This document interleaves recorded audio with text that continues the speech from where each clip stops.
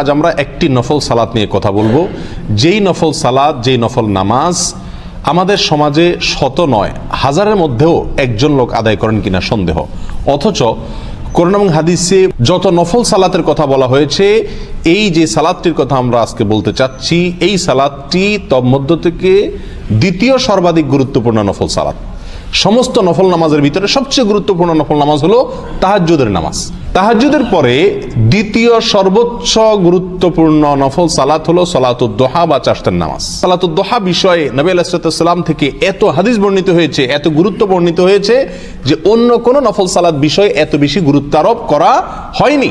অথচ এই নামাজটি আমাদের সমাজে সবচেয়ে বেশি নফল সালাতের ভিতরে সবচেয়ে বেশি অবহেলিত, সবচেয়ে বেশি মৃত, সবচেয়ে বেশি বিলুপ্ত প্রায়। সহিহ মুসলিমে আসছে, আবু যর গিফারী রাদিয়াল্লাহু তাআলা বর্ণনা করছেন যে নবী আলাইহিস সালাম বলেছেন, প্রতিদিন সকালে বান্দার শরীরে যতগুলো জোড়া আছে প্রত্যেকটা জোড়া এর পক্ষ থেকে আল্লাহর কাছে বান্দার তাসবিহ পেশ করা, সাদাকা পেশ করা উচিত। আর প্রতিবার সুবহানাল্লাহ বলা, আলহামদুলিল্লাহ বলা, লা ইলাহা ইল্লাল্লাহ বলা, আল্লাহু আকবার বলা, এগুলো হলো সাদাকা।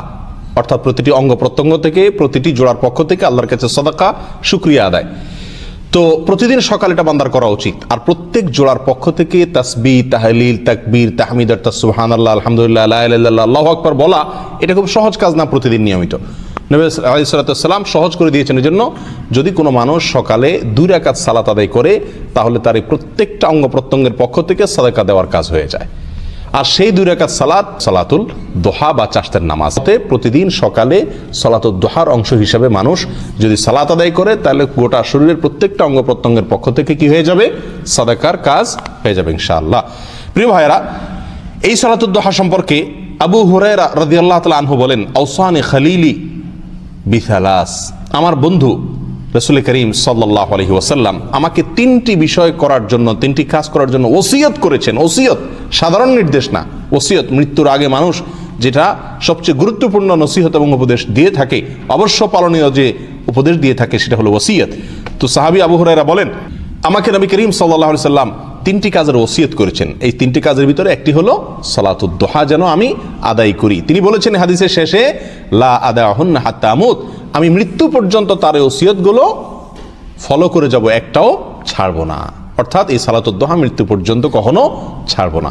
প্রিয় বন্ধু, সাহাবী প্রতিজ্ঞা করছেন নবী সাল্লাল্লাহু আলাইহি ওয়াসাল্লামের ওসিয়তের উপরে চলবেন, মৃত্যু পর্যন্ত কখনো ছাড়বেন না। কিন্তু আমরা বেশিরভাগ মুসলমানদেরকে খোঁজ খবর নিয়ে দেখলে দেখা যাবে জীবনে একবারও সালাতুদ দুহা পড়ার সুযোগ হয়নি। আল্লাহ তাআলা আমাদেরকে মৃত সুন্নতকে জিন্দা করার তৌফিক দান করুন। প্রিয় ভাইরা, এই সালাতুদ দুহা প্রসঙ্গে নবী আলাইহিস সালাম শুধু আবু হুরায়রা রাদিয়াল্লাহু তাআলা আনহু নয়, আরো বহু সাহাবা একরামকে তিনি ওসিয়ত করেছেন, নির্দেশ করেছেন, গুরুত্ব আরোপ করেছেন। এবং নবী আলাইহিস সালাম সহ সাহাবা একরাম এই সালাতকে খুব গুরুত্বের সাথে আদায় করতেন, নিয়মিত আদায় করতেন, সবসময় আদায় করতেন। এই হাদিসগুলো থেকে মোটামুটি সালাতুদ দুহার গুরুত্ব একেবারে পরিষ্কারভাবে বুঝে আসে। আবু হুরায়রা রাদিয়াল্লাহু তাআলা আনহু থেকে বর্ণিত আরেকটি হাদিস আসছে, যে হাদিসটি ইবনে খুজাইমাতে বর্ণিত হয়েছে। নবী আলাইহিস সালাম বলেছেন, লা ইউহাফিজু আলা সালাতিদ দুহা ইল্লা আওয়াব, সালাতুদ দুহা এটাকে নিয়মিত আদায় করে যে, সে হলেন আল্লাহর আওয়াব বান্দা। আওয়াব, আওয়াবকে যে আল্লাহর দিকে ধাবিত হয়, আল্লাহর দিকে ধাবমান, আল্লাহর দিকে অগ্রসর, আল্লাহমুখী বান্দা, আল্লাহর নেককার বান্দা, আল্লাহর দিকে যেতে চায়, জান্নাত দিকে যেতে চায়, যে এই বান্দা কখনো সালাতুদ দুহা ছাড়তে পারে না। সালাতুদ দুহাকে নিয়মিত পড়ে যারা, তারা আল্লাহর দিকে ধাবমান, আল্লাহর দিকে অগ্রসর বান্দা যারা, তারাই এটাকে কি করে? নিয়মিত আদায় করে। সহিহ মুসলিমের আরেকটি হাদিস আসছে, আম্মা জান আয়েশা রাদিয়াল্লাহু তাআলা আনহা বর্ণনা করেছেন, নবী আলাইহিস সালামের বিষয়ে তিনি বলতেছেন যে, কান রাসূলুল্লাহ সাল্লাল্লাহু আলাইহি ওয়াসাল্লাম ইউসাল্লি দুহা আরবাআন ওয়া ইয়াজিদু মা শা আল্লাহ, নবী আলাইহিস সালাম সব সময় সালাতুদ দুহা আদায় করতেন, 4 রাকাত এবং তার চাইতে বেশিও তিনি আদায় করতেন। তো এই হাদিসগুলোকে যদি আমরা সামনে রাখি, সালাতুদ দুহার গুরুত্ব, চাশতের নামাজের গুরুত্ব অপরিসীম আমাদের কাছে একেবারে পরিষ্কারভাবে ফুটে ওঠে। আমাদের সমাজে বহু আমল প্রচলিত আছে, বহু সালাত প্রচলিত আছে, যে সালাতগুলো কোরআন এবং হাদিস দ্বারা সাব্যস্ত না, প্রমাণিত না। এরকম বহু সালাত আমরা খুব গুরুত্বের সাথে পড়ি। যেমন সব রাতে আমরা রাতভর জেগে নামাজ পড়ি এবং বিশেষ সংখ্যায় পড়ি, 2 রাকাত করে, 100 রাকাত, 10 রাকাত, 20 রাকাত, কত রকম কথা প্রচলিত আছে। অথচ এগুলোর কোনো ভিত্তি কোরআন হাদিস থেকে পাওয়া যায় না। শবে মেরাজ আদায় করে, এরকম আরো বহু নামাজের অস্তিত্ব আমাদের সমাজে আছে, যেগুলোর কোনো অস্তিত্ব কোরআন এবং হাদিসে নাই। কিন্তু এই সালাতুদ দুহার মতো গুরুত্বপূর্ণ সালাত, যেটা সম্পর্কে এমন কোন হাদিসের কিতাব নাই যেখানে পাওয়া যাচ্ছে না, এবং নবী আলাইহিস সালাম নিজে জীবনে ছাড়ছেন না, সাহাবা ইকরামকে গুরুত্ব আরোপ করছেন, ওসিয়ত করছেন এবং বারবার বলছেন, বিভিন্ন সাহাবীকে বলছেন, সেটির অস্তিত্ব আমাদের সমাজে খুঁজে পাওয়া যায় না।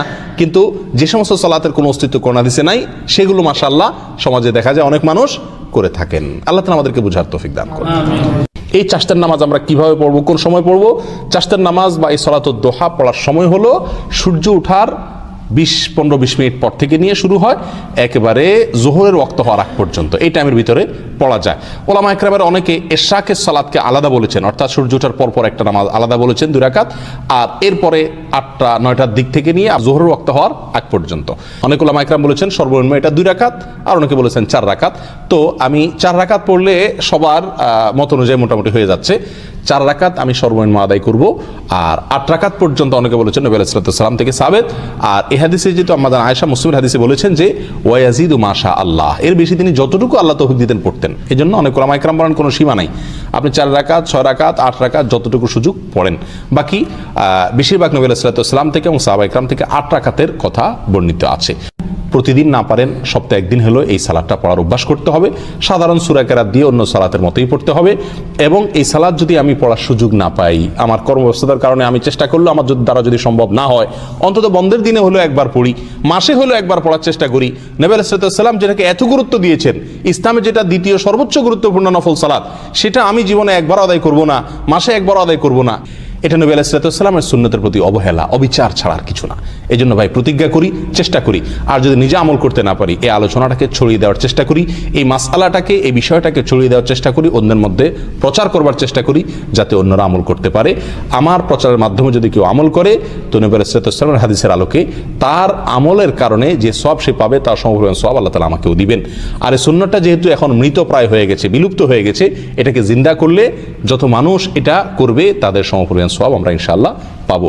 আল্লাহ তাআলা আমাদের সকলকে তৌফিক দান করুন। জাযাকুমুল্লাহ ওয়া আখিরু দাওয়ানা আলহামদুলিল্লাহি রাব্বিল আলামিন।